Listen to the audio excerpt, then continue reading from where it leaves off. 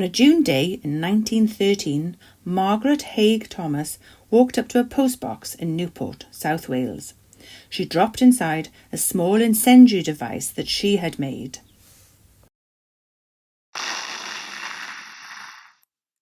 She had done it to make a protest. The damage was slight, and just as she had intended, Margaret was arrested. It was in itself a minor incident, but a key moment for a woman whose life's work was devoted to pursuing equality. This is a brief look at the remarkable Lady Rhondda, who perhaps is less well known today than she deserves to be. Her protest was part of a campaign to achieve votes for women, and for the rest of her days she fought for women's rights. Margaret had a fascinating life. Not only was she a prominent suffragette, she became a journalist, publisher, a peer of the realm, and a very successful businesswoman. She even survived a famous maritime disaster. She was born in London in 1883, in fortunate circumstances. Her mother was Sybil Haig Thomas, a very prominent activist for women's rights. Her father was David Alfred Thomas, 1st Viscount Rhondda, an industrialist and MP for Merthyr and later Cardiff. Margaret grew up at the family's large home in Llanwern in Newport.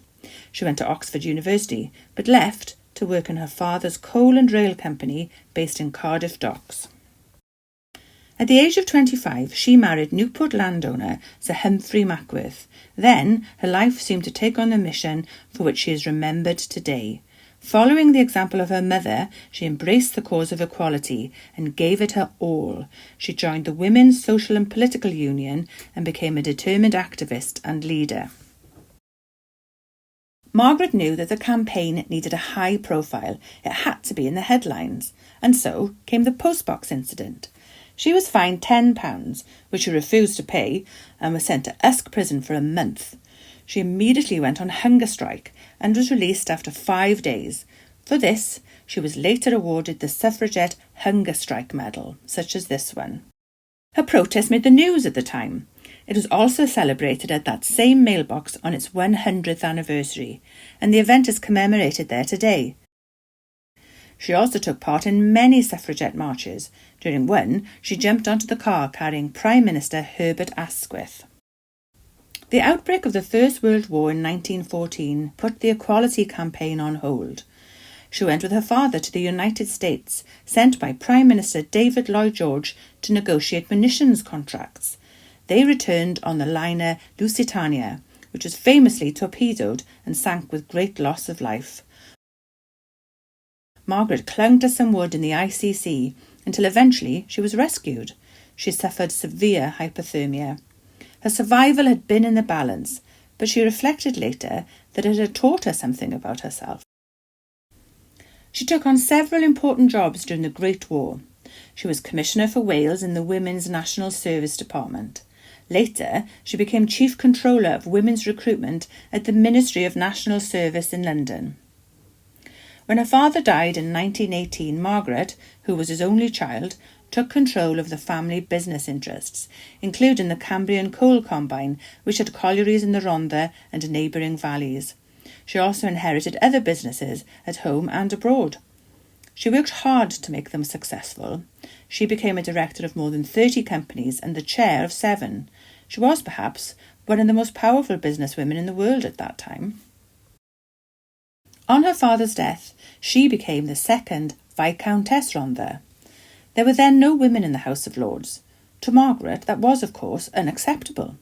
She argued her case and won, but that decision was later overturned and she was forbidden to take her seat. It sparked a struggle that would last decades. In 1920, Lady Rhondda was a founding director of the feminist magazine Time and Tide.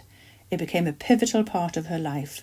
She wrote extensively for it, and she also established the 6 Point Group, a prominent equal rights organisation. The group wanted new laws to protect women and children. Within a few years, Margaret became Tide and Tide's editor. She had divorced Sir Humphrey in 1922, but she retained the Mackworth name. She helped to create a networking organisation for women in business. 7 years later, she was elected the Institute of Directors' first female president. There's now an IOD annual Mackworth Lecture in her honour. The Prime Minister of Australia gave the inaugural address. In the late 1920s, a great economic depression began to sweep the world. It was a disaster for working people in many industries, including coal. Margaret's Consolidated Cambrian Company went bust. Her fortune was severely diminished. Nevertheless, she continued to financially support her beloved magazine and the causes it championed.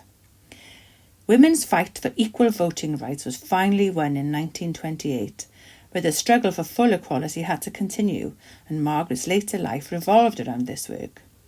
She never remarried, and she lived her last 25 years with the writer and editor Theodora Bosanquet. Finally, in 1958, a change in the law enabled women to take a seat in the House of Lords. But it came too late for Lady Rhondda. She had died a month earlier, and the title of Viscountess Rhondda died with her.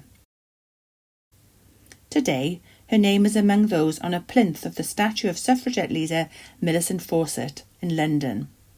As yet, there is no statue in Wales of Margaret Mackford, 2nd Viscountess Rhondda, the woman who did so much to create a fairer society. And that is something which admirers of Lady Rhondda consider is long overdue.